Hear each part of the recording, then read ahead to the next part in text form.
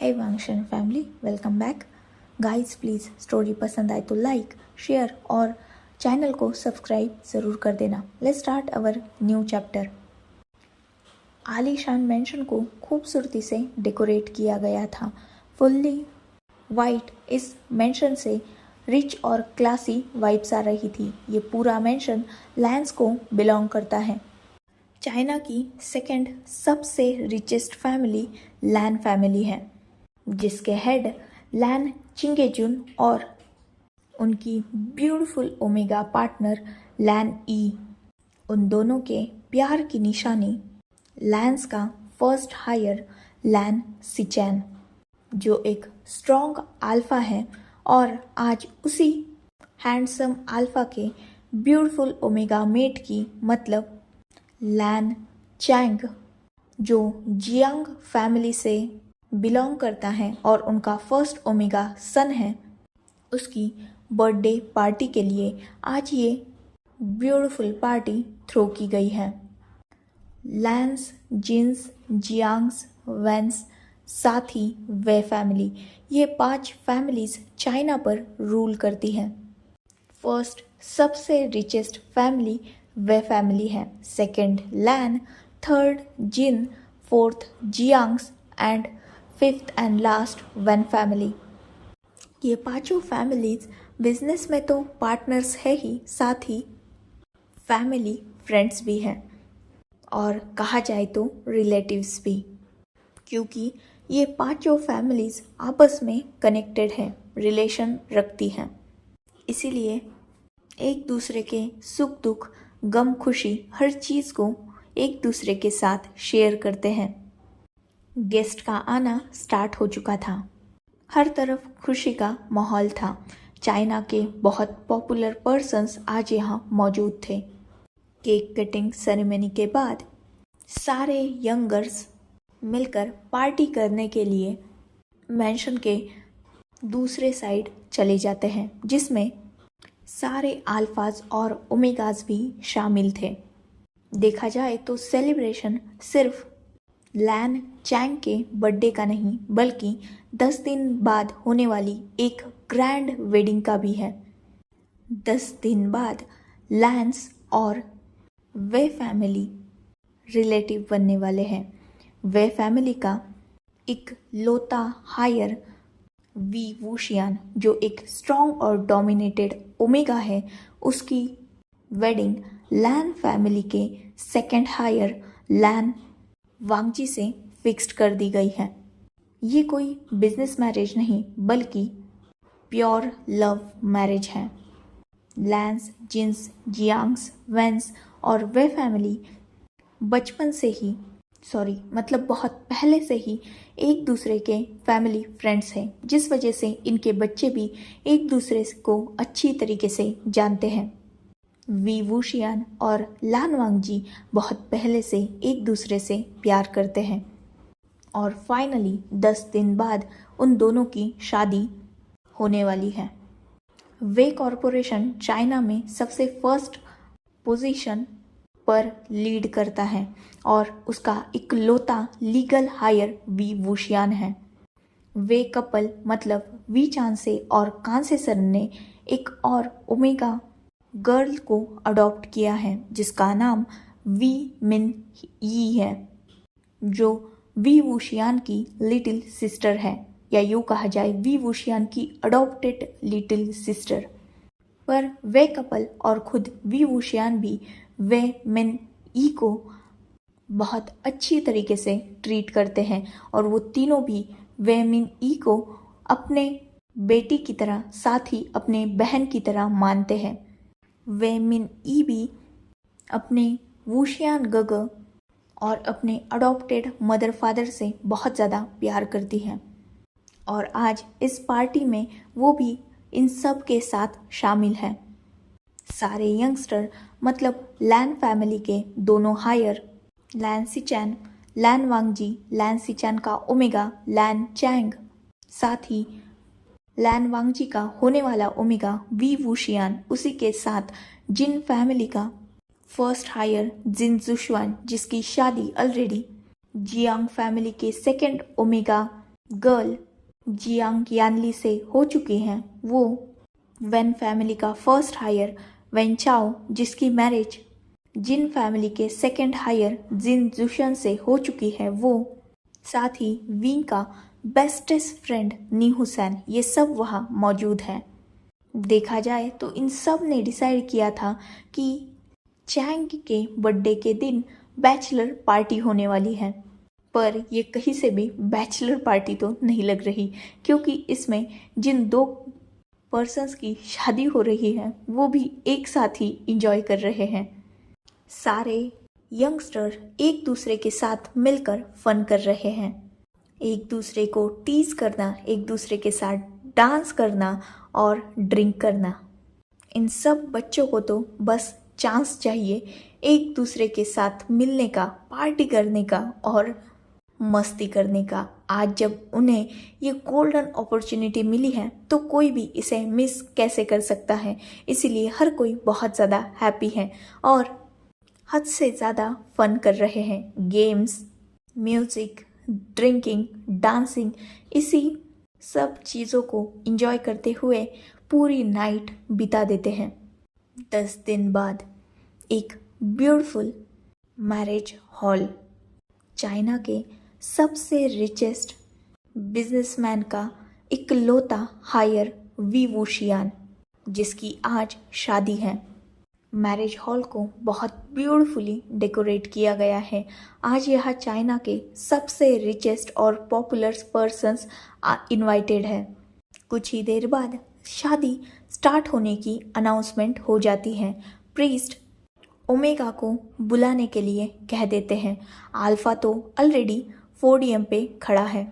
थोड़ी ही देर बाद पूरे मैरिज हॉल में एक ब्यूटीफुल मेलोडी प्ले होने लगती है और सबका ध्यान एंट्री गेट पर जाता है, जहाँ से एक ब्यूटीफुल ओमेगा, जिसने फुल्ली वाइट ड्रेस्ड अप किया है, वो अपने अल्फा फादर के हाथों में अपना हाथ डाले पोडियम की तरफ बढ़ रहा था। वो ओमेगा हद से ज़्यादा ब्यूटीफुल लग रहा था।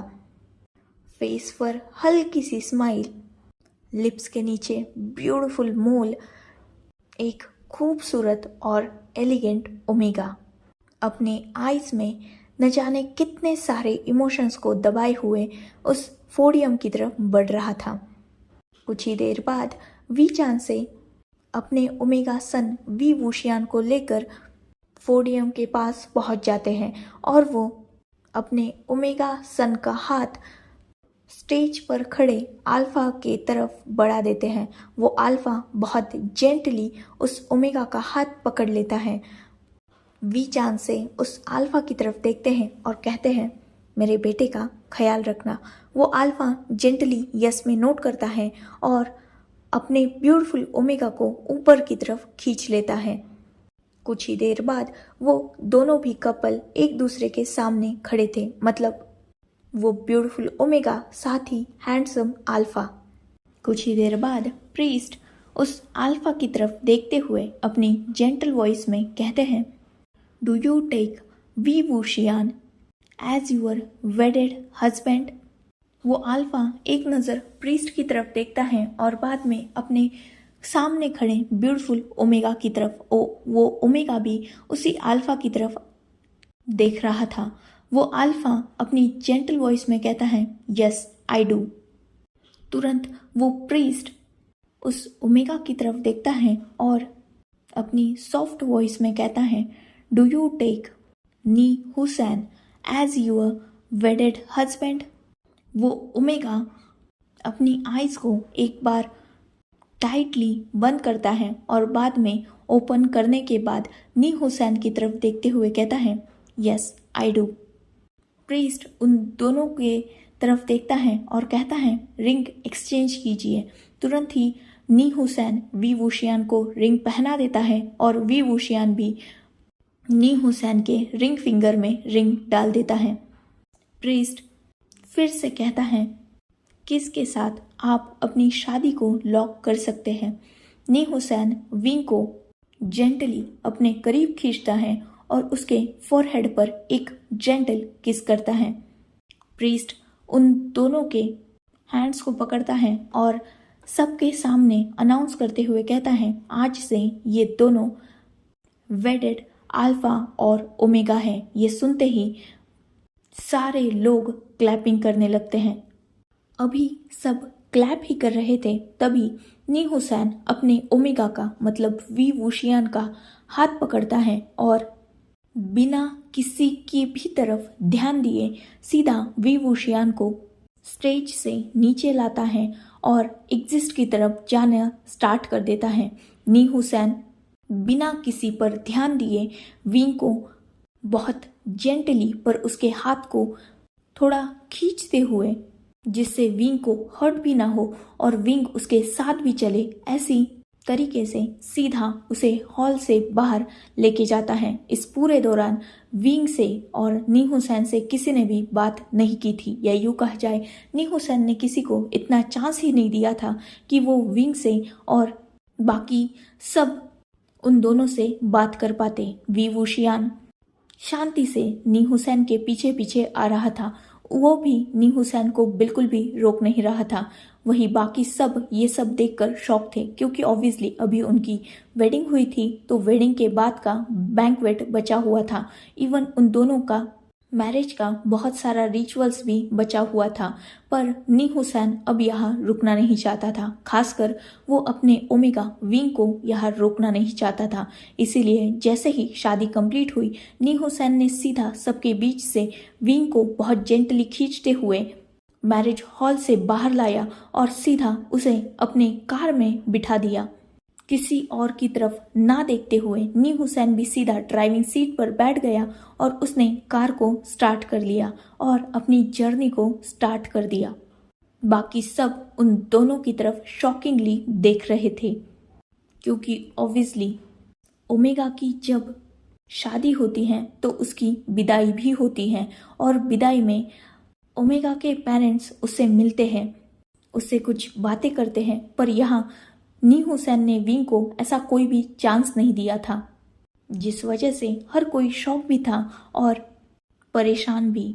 वैसे तो ये शादी किसी के भी मर्जी से हो नहीं रही थी, इवन शायद इस शादी में विंग खुद की भी मर्जी नहीं थी, पर अब जब ये शादी हो चुकी है तो विंग अपने अल्फा के प्रति अपने जो भी फर्ज है उसे पूरी तरीके से निभाएगा। इसीलिए उसने भी कुछ भी नहीं कहा था और वो भी नी हुसैन के पीछे जा चुका था। फाइनली शादी कंप्लीट होते ही बिना किसी एक्स्ट्रा फंक्शन के ये मैरिज कंप्लीट हो चुकी थी। 2 साल बाद यूएस में आज नॉर्मल से थोड़ी ज़्यादा ठंड थी। घड़ी में 9 बज चुके थे, पर अभी भी बेड पे लेटे उस खूबसूरत ओमेगा को ना उस ठंड की फिक्र थी ना टाइम की। वो अपने बॉडी के ऊपर ब्लैंकेट को अच्छी तरीके से रैप कर कर अपने फेस पर ब्यूटीफुल स्माइल और एक छोटा सा पाउट लाते हुए सो रहा था। दुनिया जहान की उसे कोई भी खबर नहीं थी, क्योंकि उसके लिए तो उसकी पूरी दुनिया सिर्फ नींद थी। वो खूबसूरत ओमेगा अपने सपनों की दुनिया में अभी खोया हुआ ही था कि अचानक उसे वो दुनिया हिलते हुए नजर आने लगती है, जैसे वहाँ अर्थक्वेक आ चुका हो। साथ ही उस अर्थक्वेक का आवाज भी बहुत जोरदार थी। विंग, विंग वुशियान, उठो उठो विंग। वो प्यारा सा क्यूट सा ओमेगा इस अर्थक्वेक से और आवाज से इतना ज़्यादा डर चुका था कि वो एक ही झटके में उठकर बेड पर बैठ जाता है और अपने आसपास देखने लगता है और चिल्लाने लगता है, अर्थक्वेक भागो भागो। ये सुनना था कि सामने जो अल्फा खड़ा हुआ था वो विंग की तरफ गुस्से से देखते हुए कहता है, इतनी गहरी नींद में सोते हो कि अर्थक्वेक तो क्या, पूरी अर्थ भी क्विकली डूब जाए फिर भी तुम उठने नहीं वाले। हर रोज तुम्हें उठा उठा कर मैं थक चुका हूँ विंग, कभी तो टाइम पे उठ लिया करो।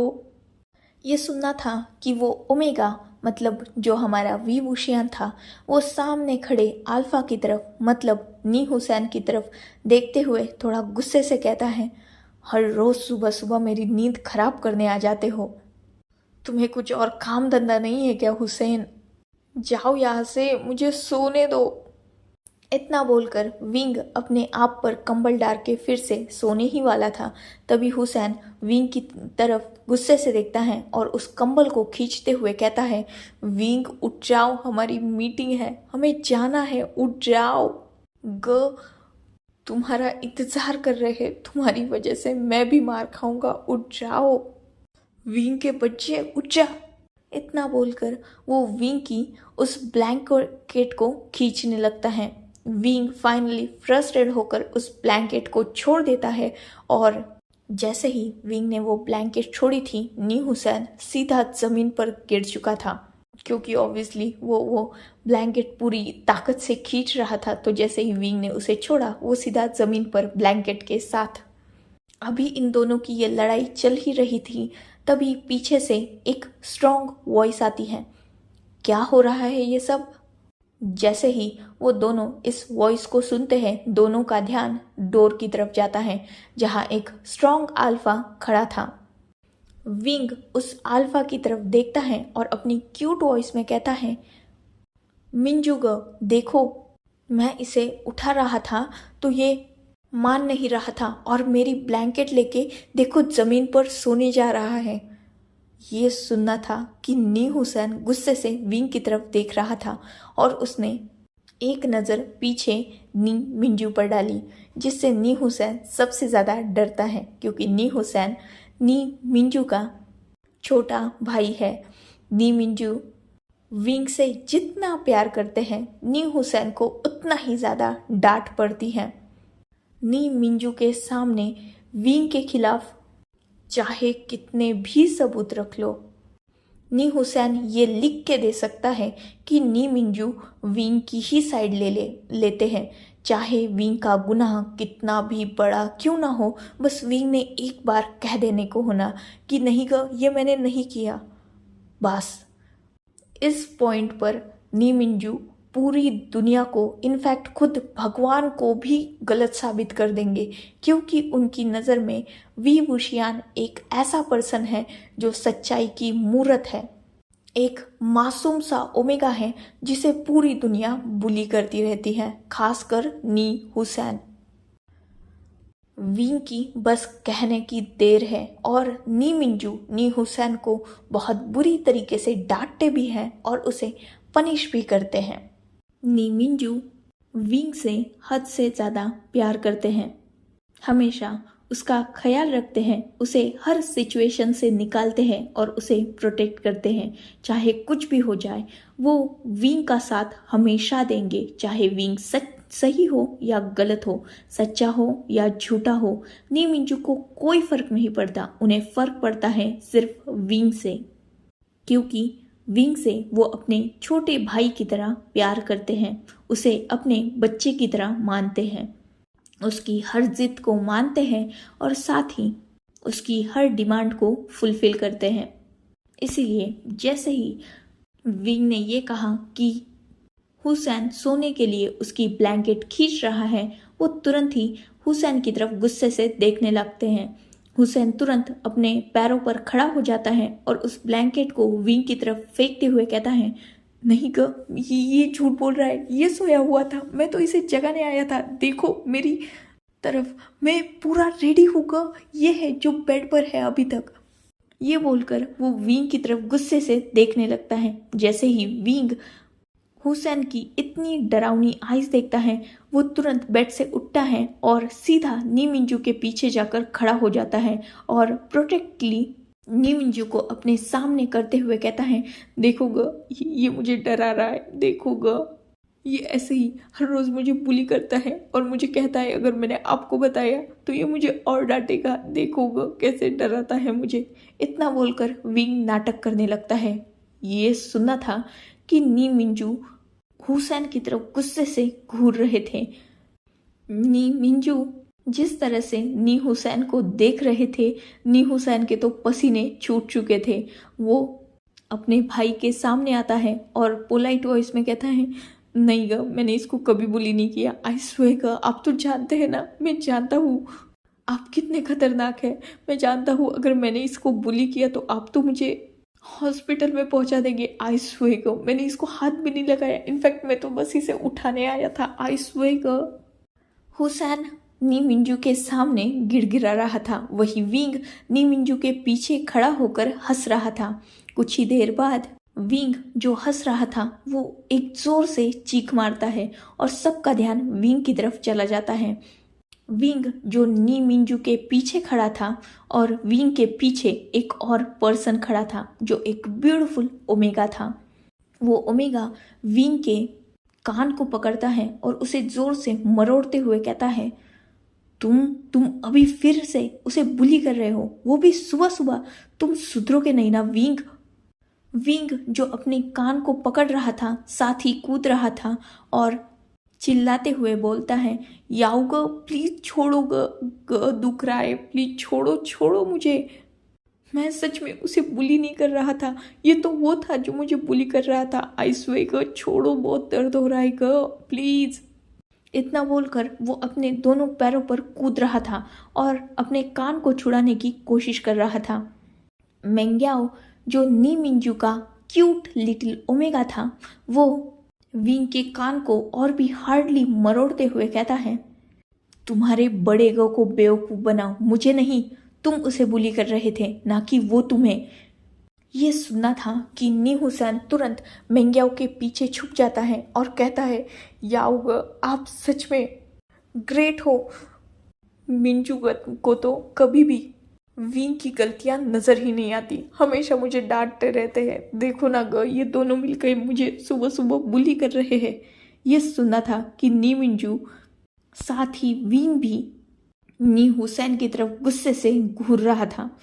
वही हुसैन जिसे विंग के घूरने से तो कोई भी फर्क नहीं पड़ रहा था, पर जैसे ही वो अपने गग को अपनी तरफ गुस्से से देखते हुए रियलाइज करता है, वो तुरंत नी मेंग्याओ के पीछे और भी अच्छे से छुपते हुए कहता है, देखो गो ये दोनों मुझे डरा रहे हैं, पक्का मुझे ऑफिस में बुली करेंगे ग, प्लीज मुझे बचा लो इन दोनों के हाथों से। इतना बोलकर वो मेंग्याओ के सामने झूठे मूठे रोने का नाटक करने लगता है। मेंग्याओ उन दोनों की तरफ गुस्से से देखता है और विंग के कान को छोड़ते हुए कहता है, जल्दी से रेडी हो जाओ क्योंकि तुम्हारी मीटिंग है, और तुम अगर फिर से हुसैन को बुली किया ना तुम दोनों ने मिलकर, तो तुम दोनों याद रखना शाम का खाना नहीं मिलेगा। इतना बोलकर वो पीछे मुड़ता है और हुसैन की तरफ देखता है और कहता है, तुम चलो मेरे साथ। इतना बोलकर वो हुसैन का हाथ पकड़ के उसे बाहर की तरफ ले जाता है। विंग नी मिंजू की तरफ क्यूटली देखते हुए कहता है, ग आप मेंग्याओ को क्यों नहीं डांटते, वो हमेशा हुसैन की साइड लेते हैं। यह सुनना था कि नी मिंजू एक डीप ब्रेथ लेते हैं और कहते हैं, लिटिल बोबो, अपने ओमेगा के सामने दुनिया में किसी की भी अल्फा की बिल्कुल नहीं चलती। कोई भी अल्फा अपने ओमेगा के सामने आवाज़ उठाने का रिस्क नहीं ले सकता, क्योंकि ऐसा करने पर ओमेगाज को इतने खतरनाक होते हैं कि वो अल्फाज को बुली करने लगते हैं।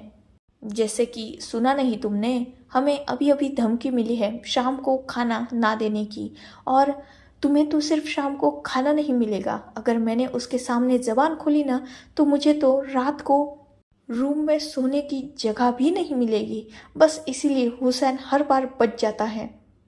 इतना बोलकर वो दोनों भी एक दूसरे को एक सिंपैथिक लुक देते हैं और नी मिंजू विंग के हेड को रफल करते हुए कहते हैं, जाओ तुम रेडी हो जाओ, हमें मीटिंग के लिए निकलना है।